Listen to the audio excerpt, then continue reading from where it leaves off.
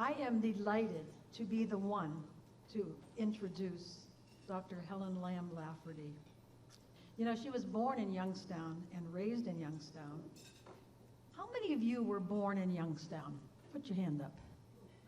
Wow, look at Helen. Wow. She went to St. Anne's School on the north side of Youngstown, but, you know, they closed it. So she wasn't finished with her education, and she transferred to St. Casimir's School in Youngstown. Did any of you ever go to St. Casimir's School? Oh, nobody. Okay. Was there one person? Anyway, from St. Casimir's School, she entered Ursuline High School. And so how many of you graduated from Ursuline High School or went there? Okay, we have quite a few. All righty. She graduated in 1965 with myself and Sister Diane, who's at our table back there. And I know Sister Mary Alice is around here somewhere, and Paula Bonoski, and other people. Raise your hand if you went to Ursuline and graduated with Helen. Okay, so we got a few back there. All right, very good. All right, okay, great. After graduating from Ursuline High School, the Holy Spirit led Helen to enter the Ursuline Sisters. And at that time, 21 of us were a part of that entry class. And we went to Youngstown College at the Ursuline Mother House. But you know, Youngstown State came upon the scene, I think, in 1967 or 68, and we needed to go down to the university to continue classes. Well, we graduated from YSU in 1970. Now, there is a story in Helen's history, and she's not sure whether she should tell it. But anyhow, there is a connection to her teaching at St. Rose School, second grade communion class, and her actually being led by the Spirit to Jim Lafferty, who would become her future husband.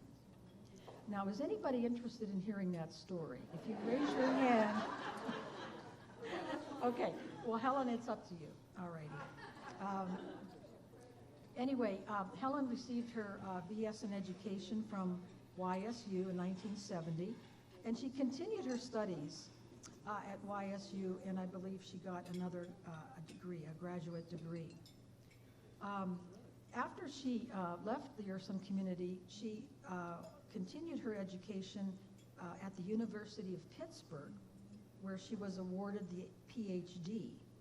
And after that, she completed not one, not two, but 3 post-doctoral studies at the University of Pennsylvania, Harvard University, and the National University of Ireland-Galway. Helen, do you speak Gaelic now? No, okay. For more than 4 decades, Dr. Lafferty has been an administrator and a faculty member at Villanova University in Villanova, Pennsylvania. She has held the positions of academic counselor in the University Counseling Center, associate dean of the College of Liberal Arts and Sciences, interim vice president for academic affairs, and she became the first university vice president there, a position she held for 16 years.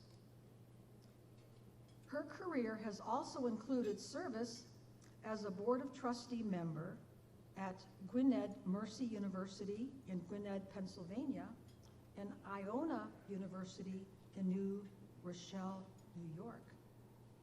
Now, at both of those universities, she was a board member and the chairperson of the Academic Affairs Committee for both of those institutions. Now, recently, I'm not sure what year this is, she was elected to ADROP. Now, I'm sure you don't know what that is. I didn't know either. ADROP stands for Augustinian Defenders of the Rights of the Poor of the province of St. Thomas of Villanova. Now, this group builds bridges between providers, recipients, and community leaders across economic, political, and religious groups impacted by today's social issues. Now, many of you will remember this, I think. On February 1st of this year, Dr. Lafferty began her tenure as president of Youngstown State University. And I guess it's like a pro tem because she doesn't want to go back to Villanova. But you know what? She is still standing. Let's give a rounding applause of welcome to Dr. Lafferty.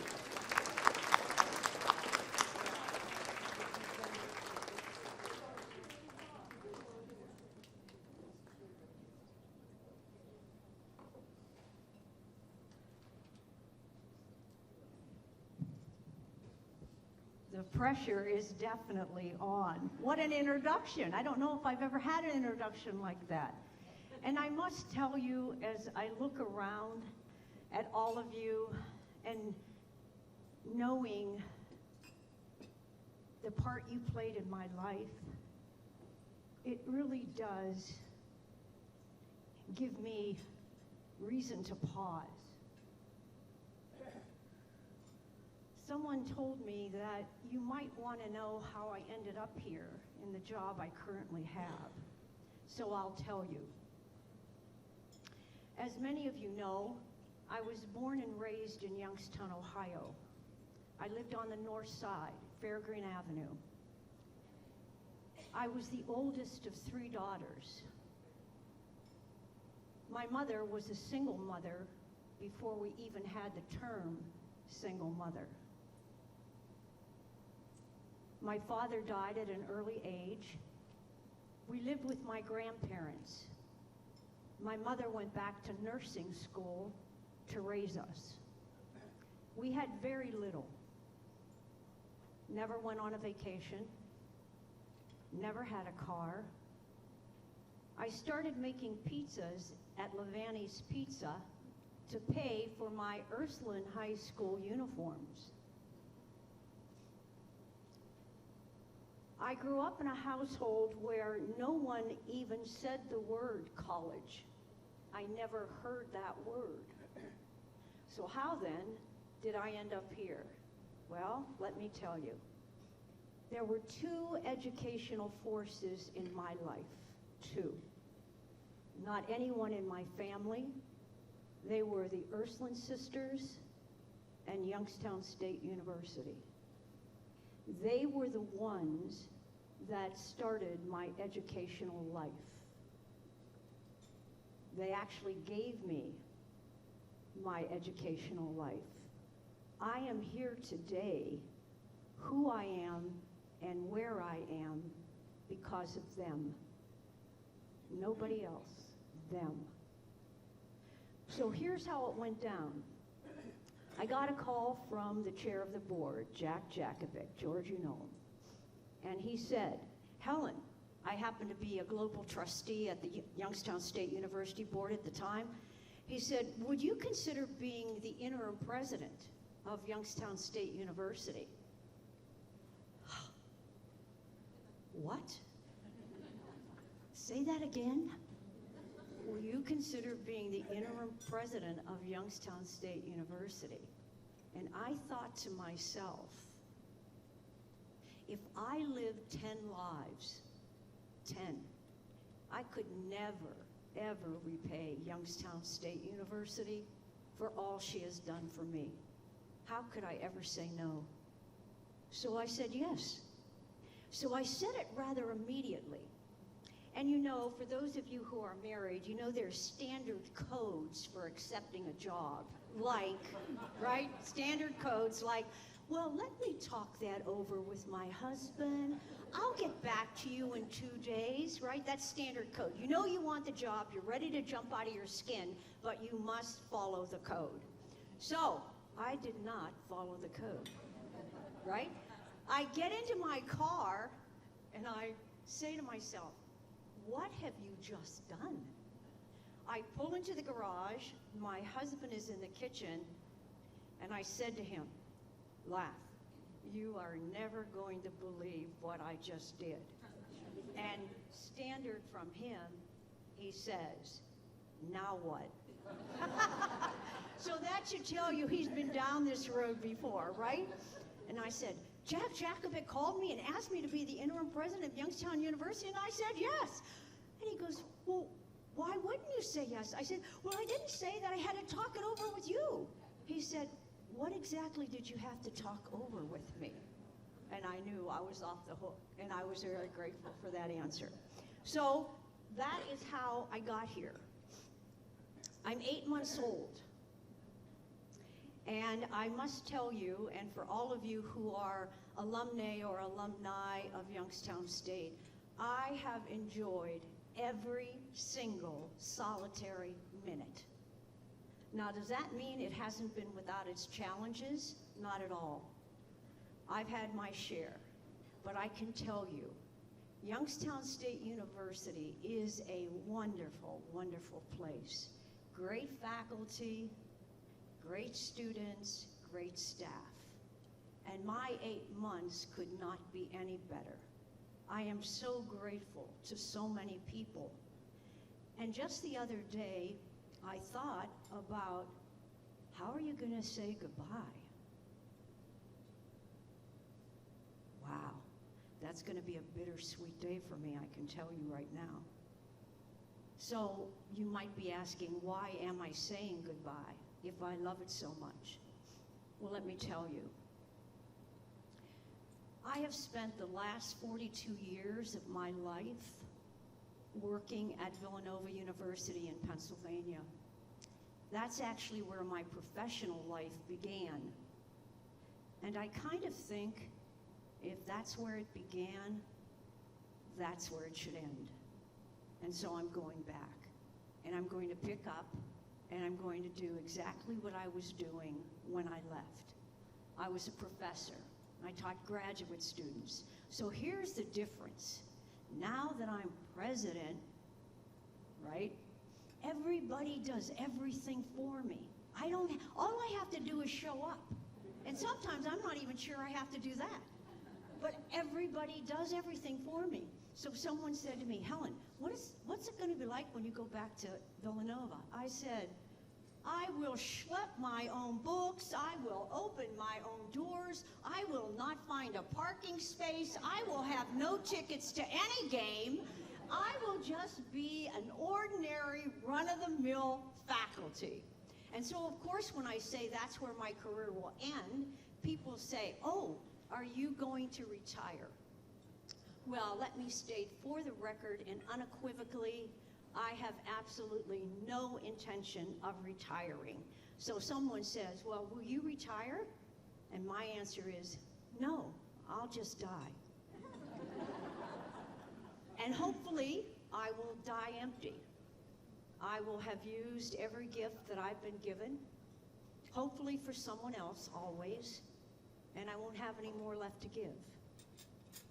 So when Nancy asked me to speak to you today, she sent me a number of topics that I could choose from, and all of them had to do with me.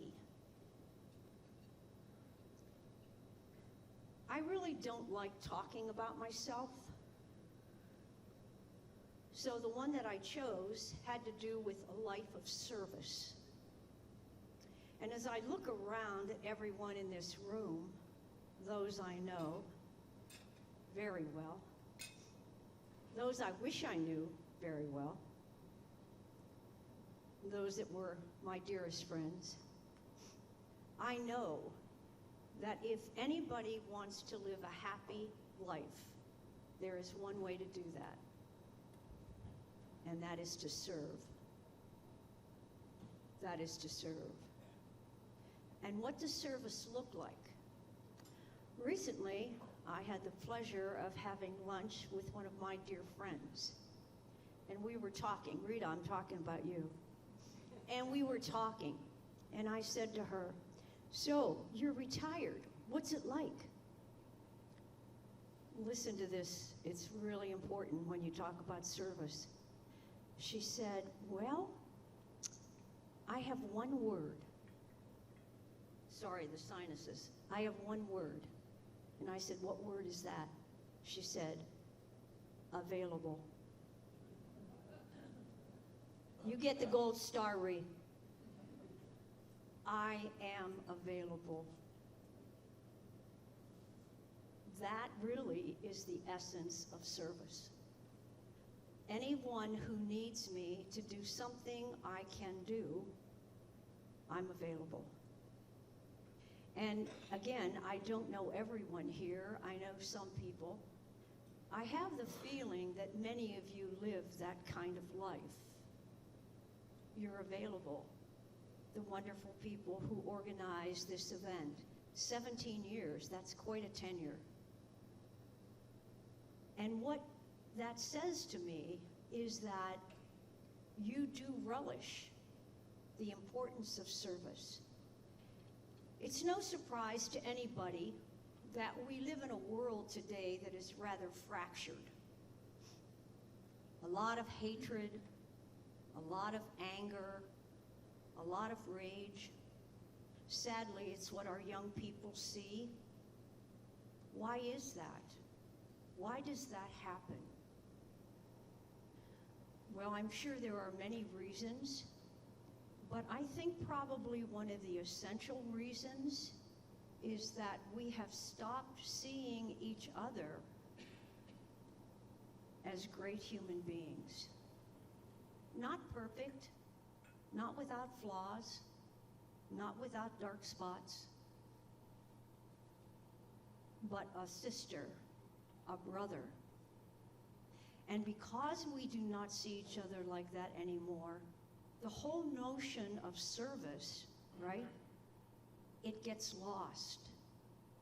And that is why we have such contention, because we do not look at each other anymore as a sister, a brother, on this same journey. I'm going to quote an old philosopher. I'm a product of my time in history, and if you do the math, you all know how many years that is. Paula, don't tell anybody. So he was a follower of Timothy Leary, who, of course, you know, was a master druggie from Harvard in the 70s, right? His real name was Richard Allen, but his assumed name was Ram Dass. And he said something very, very prophetic. And probably because he was born and raised Catholic, but then a proclaimed atheist, we don't listen to him. But he said something very prophetic. He wrote it, actually. He said, "We are all just walking each other home." We are all just walking each other home. So when you live a life of service, you find someone that you don't know. I don't know you. I take his hand. Your hand's nice and warm, mine's cold. I take his hand and I say, we are just walking each other home. And if we did that more often, I really believe we would come to see and create a different world for our children, so that they could look at our lives and say, I want to be just like him. I want to be just like her. We would actually be examples of living a life of service. And that would be very, very apparent in the decisions we make, the choices we make, whose hand we hold. We are all, everyone in this room is capable of doing that. All we need to do is do it. That is the essence of service. Thank you very much. That's the essence of service. And I'm really of the belief that if indeed that was our mindset, we would see a lot of the trials and tribulations we face today go away. They would go away. Because each of us knows the importance of the other,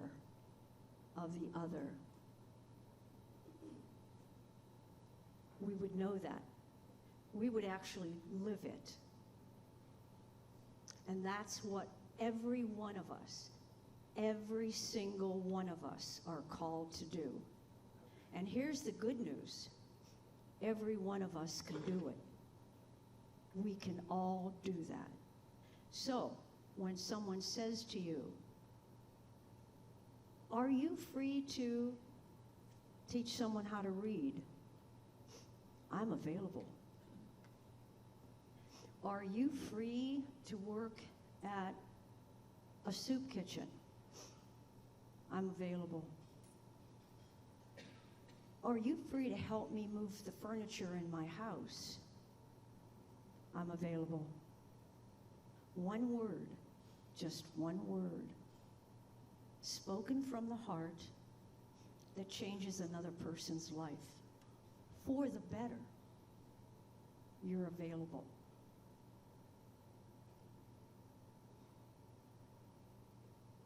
As I look at my life now,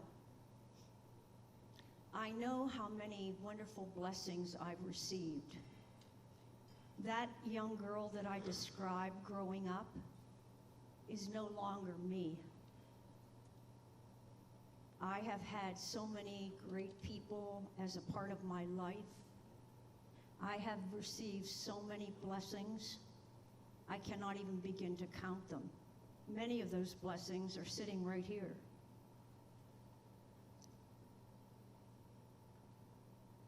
And so, because of the gifts I've received, it is really incumbent upon me to make sure I can always say, I'm available.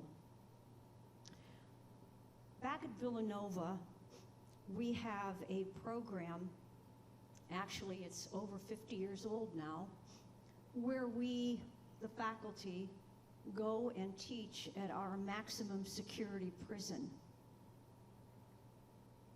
And we teach people who are lifelong prisoners who will never be sitting at a place like this. I teach philosophy of education there. And I know in my heart that they teach me much more than I could ever teach them. They teach me the importance of freedom. I really know what that looks like because while I'm teaching there, I'm in a maximum security prison. I get to leave. They do not. For many of them, they spend 15, 16 years finishing their degrees. But there is nothing grander than the day they graduate, when the faculty, the president of the university is out there, we are all in our academic regalia, they received a framed diploma. So, one time during that session, I've been there since 2015, the director said, Helen, can you do a video? It's like, oh, seriously? Of course I can do a video. I'm available. Yes, I can do a video. I didn't even ask what it was on. What's it on? She said, well, you know, we've got a lot of the political wonks from Harrisburg, and they want to stop all the money to this prison. I said, oh, put me on. Put me on. I'm ready. Coach, put me in the game. I am ready.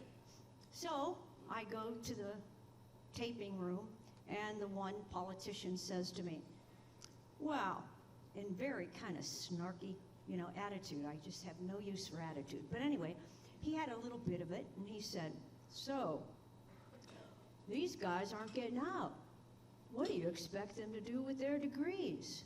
And I said, well, quite honestly, sir, that's really not my question to answer. That's theirs. But I do have an answer.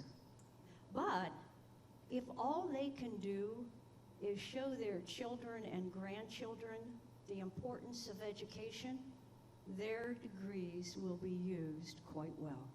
I have no doubt about that at all. And guess what? He had no more questions for me. Shock, shock. Mission accomplished, right?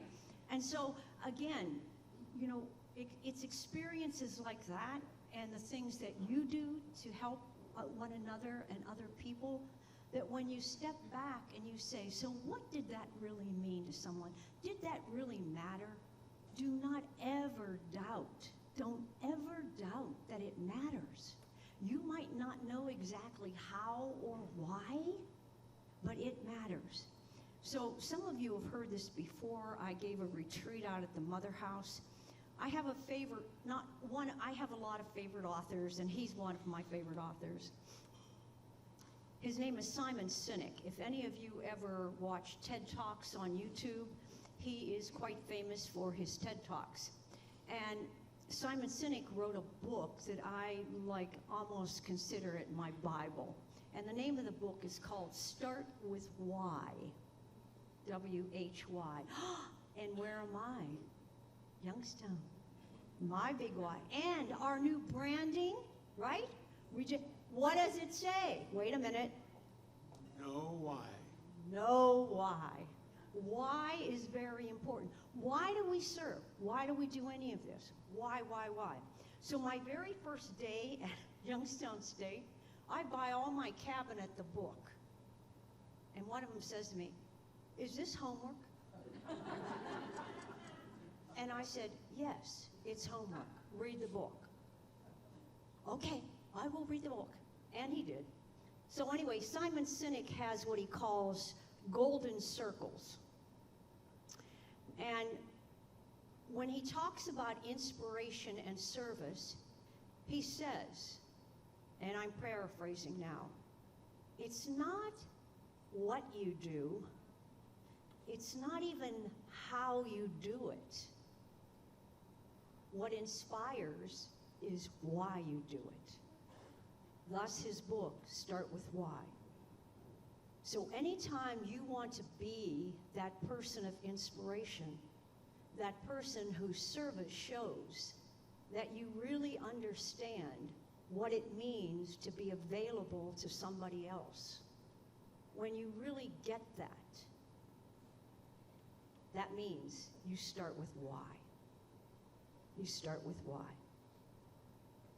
So, in Nancy's introduction, she said about how I met my husband. Well, it's really, honestly, and I'm kind of prejudiced here, but I am telling you right now, it could be a Hollywood movie. It could be, and I know exactly who I want to play me. All right, so anyway, let me tell you how it happened. And the women that I lived with, they will always be my sisters. The women that I lived with don't know this story, but know stories after it. So I was able to keep some money that I got because we were only allowed to live on $5 a month, go figure. So I had to save a lot of money because I wanted to take my mother to New York. There was a play that she always wanted to see, Auntie Mame, and then we went to Mama Leone's for dinner. My mother had thought she died and gone to heaven, right? She was in her glory. So I was finishing up, as Nancy told you, when Youngstown State went from Youngstown College to Youngstown State. We could no longer take courses out at the Mother House. We had to go into the university. I was living at St. Columbus at the time, and I told the sisters, do not, under any circumstance, allow me to sleep in because I've got a 9:30 class. You know, if you're early, you're on time. If you're on time, you're late. And if you're late, the door is closed, right? They let me sleep in. I wake up, I am like in a lather. Oh my Lord! I have to rush up Elm Street to get to the university, to get to my building, to get to my class. I'm wearing a habit at the time. I look like the last rose of summer, hair hanging out. I mean, I was a hot mess, trust me. Trust me. You don't want to take any pictures of me looking like that or send them out. So, my first assignment was a second grade class at St. Rose. And unfortunately, I had the great misfortune of following one of the most idolized, loved, I can't even find enough superlatives to describe her. She's right here. She's over there. Her name was Mary Ivo Hines. She taught first grade, and I got her second grade. It was like, oh, this is going to be a long year for you, especially because I was not trained to teach primaries.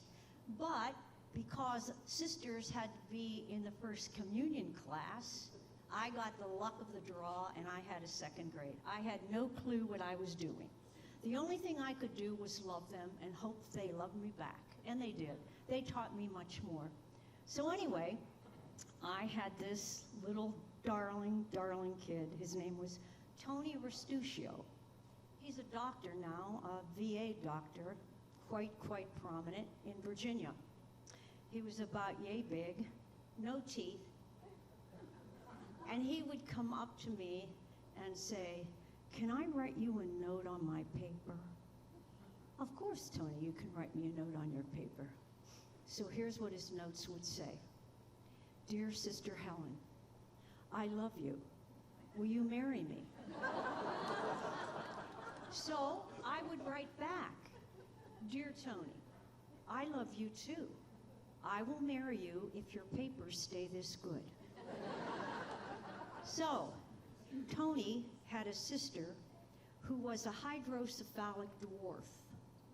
And because of that condition, she could not go to school. My husband was a teacher at the time at the high school, and he tutored her.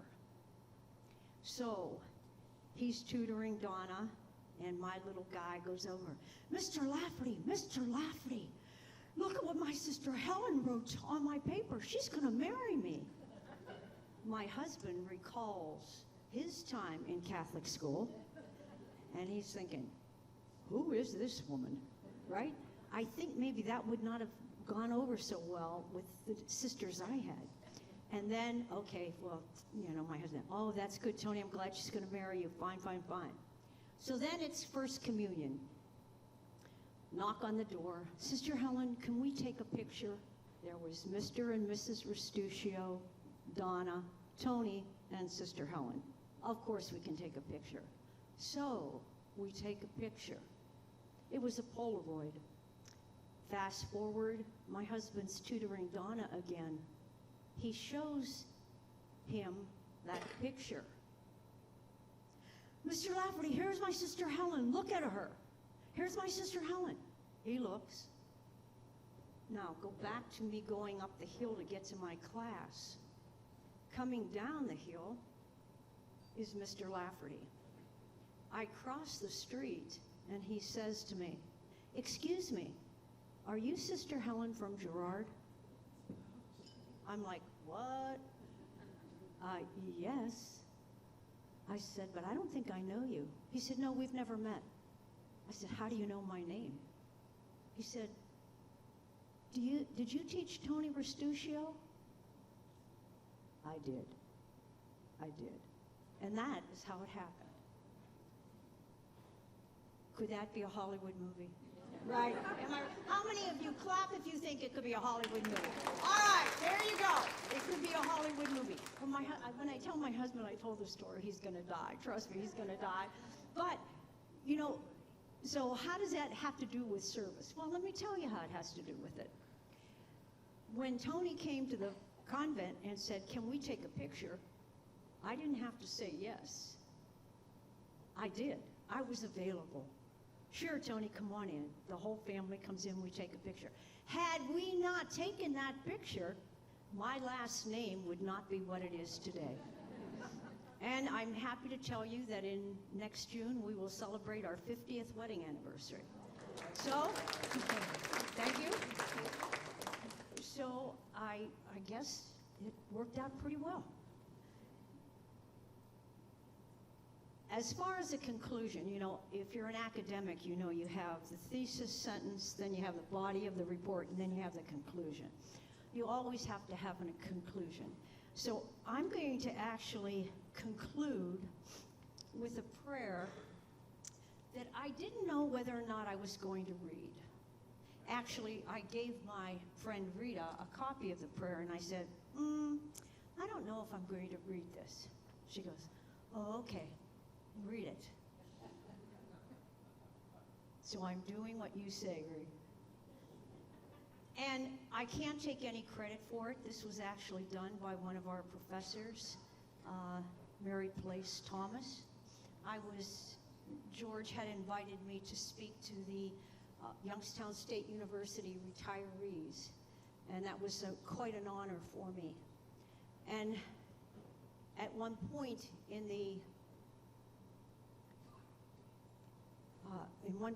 the group, Mary gave this prayer, and it was so beautiful, and I was so touched by it.